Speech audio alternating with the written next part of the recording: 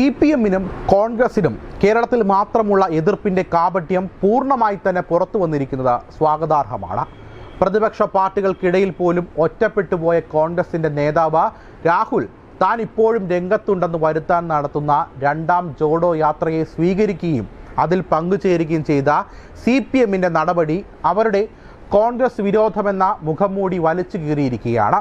പശ്ചിമ ബംഗാളിൽ 2 തവണയായി പര്യടനത്തിനെത്തിയ ജോഡോ യാത്രയെ ഇരു കൈകളും നീട്ടിയാണ് CPM എതിരേറ്റത്.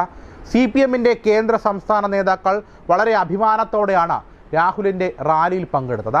രാഹുലിൻ്റെ നാടുകാണൽ യാത്രയുടെ ഭാഗമാവാൻ പാർട്ടി ഔദ്യോഗികമായി തീരുമാനിക്കുകയായിരുന്നു. കോൺഗ്രസ് ഉൾപ്പെടുന്ന ഇന്ത്യ സഖ്യത്തിലെ അംഗമായിരുന്നിട്ടും രാഹുലിനെ സ്വീകരിക്കാനോ ജോഡോ യാത്രയിൽ പങ്കെടുക്കാനോ തൃണമൂൽ കോൺഗ്രസ് തയ്യാറായില്ല. യാത്രയിൽ പങ്കെടുത്തില്ലെങ്കിൽ വേണ്ട, രാഹുലുമായി ഒരു കൂടിക്കാഴ്ചയ്ക്കെങ്കിലും സമ്മതിക്കണമെന്ന കോൺഗ്രസിന്റെ ആവശ്യവും മുഖ്യമന്ത്രി മമതാ ബാനർജി നിരസിച്ചു. CPM-മായി കൈകോർത്തിരിക്കുന്ന കോൺഗ്രസിന് മത്സരിക്കാൻ അടുത്ത ലോക്സഭാ തിരഞ്ഞെടുപ്പിൽ ഒരൊറ്റ സീറ്റ് പോലും തരില്ലെന്നും മമത പ്രഖ്യാപിച്ചിരിക്കുകയാണ്. ഇപ്രകാരം ഒറ്റപ്പെട്ടു പോയ ഒരു പാർട്ടിയെയും അതിൻ്റെ നേതാവിനെയുമാണ് യാതൊരു ലജ്ജയുമില്ലാതെ CPM ചുമക്കുന്നത്. കോൺഗ്രസിനെ പുനരുജ്ജീവിപ്പിക്കാനെന്ന പേരിൽ രാഹുൽ നടത്തിയ 1ാം ജോഡോ യാത്രയിൽ പങ്കുചേരാൻ ക്ഷണമുണ്ടായിട്ടും CPM അത് സ്വീകരിച്ചിരുന്നില്ല. ക്ഷണം ലഭിച്ചെന്നാണ് പാർട്ടി ജനറൽ സെക്രട്ടറി പറഞ്ഞുകൊണ്ടിരുന്നത്.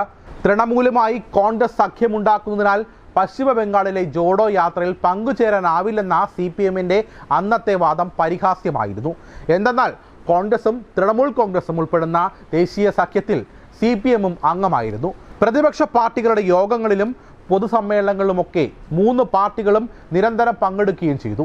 എന്നിട്ടാണ് ബംഗാളിൽ കോൺഗ്രസിനോട് ചേരാനില്ലെന്ന വൃത്തികെട്ട അടവ് നയം CPM പുറത്തെടുത്തത്. രാഹുലിൻ്റെ അഹങ്കാരത്തിലും കഴിവില്ലായ്മയിലും അജ്ഞതയിലും മനമെടുത്ത് ആ പാർട്ടിയുടെ പല പ്രമുഖ നേതാക്കളും കോൺഗ്രസ് വിട്ടുപോയപ്പോൾ രാഹുലിൻ്റെ രാഷ്ട്രീയകാര്യ സെക്രട്ടറിയെ പോലെ പ്രവർത്തിക്കാൻ യാതൊരു മാനക്കേടും തോന്നാത്തയാളാണ് സീതാറാം യെച്ചൂരി. രാഹുലിൻ്റെ കാതിൽ രഹസ്യമോതുകയും ബുദ്ധി ഉപദേശിക്കുന്നതുമൊക്കെ ചെയ്യുന്ന യെച്ചൂരിയുടെ പല പോസ്റ്റുകളുടെ ചിത്രങ്ങൾ ഇന്റർനെറ്റിൽ എത്ര വേണമെങ്കിലും ലഭ്യമാണ്. ഇതിൽ യാതൊരു നാണക്കേടും തോന്നാത്തവരാണ് CPM-ന്റെ നേതാക്കൾ. ഛർദ്ദിച്ചത് വാരി വിഴുങ്ങുന്നതിൽ അവർ സന്തോഷം കണ്ടെത്തുകയാണ്. കോൺഗ്രസ് തങ്ങളുടെ ശത്രുപക്ഷത്താണെന്ന് ആവർത്തിച്ചുകൊണ്ടിരിക്കുന്നവരാണ് കേരളത്തിലെ CPM നേതാക്കൾ.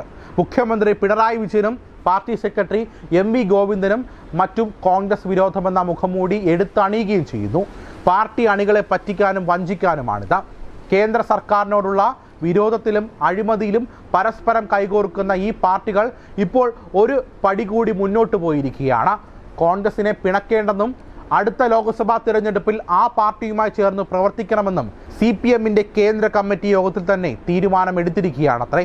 ദേശീയ രാഷ്ട്രീയത്തിൽ കോൺഗ്രസിന്റെ ദല്ലാളായി പ്രവർത്തിക്കുന്ന സീതാറാം യെച്ചൂരി പങ്കെടുത്ത യോഗത്തിലാണ് ഈ തീരുമാനമുണ്ടായത്. അധികാരത്തിന്റെ പ്രശ്നമുള്ളത് കൊണ്ട് മാത്രമാണ് കേരളത്തിൽ CPM-ഉം കോൺഗ്രസും ഭരണപക്ഷവും പ്രതിപക്ഷവുമായി അഭിനയിക്കുന്നതെന്നും BJP വിരോധമാണ് ഇരു പാർട്ടികളെയും നയിക്കുന്നതെന്നും ഒരിക്കൽ കൂടി പകൽ പോലെ വ്യക്തമായിരിക്കുന്നു. മുഖ്യമന്ത്രി പിണറായി വിജയനും മന്ത്രിമാരും അടുത്തിടെ നടത്തിയ നവകേരള സദസ്സിന്റെ യാത്രയെ എതിർത്ത K സുധാകരനും VD സതീശനും ഇക്കാര്യത്തിൽ എന്താണ് പറയാനുള്ളതെന്നറിയാൻ ജനങ്ങൾക്ക് താല്പര്യമുണ്ട്. പാർട്ടി പ്രവർത്തകരെയും പോലീസിനെയും CPM ഗുണ്ടകളുടെയും ആക്രമണങ്ങൾക്ക് വിട്ടുകൊടുക്കുകയായിരുന്നുവെന്ന് ഈ നേതാക്കൾ വ്യക്തമാക്കണം.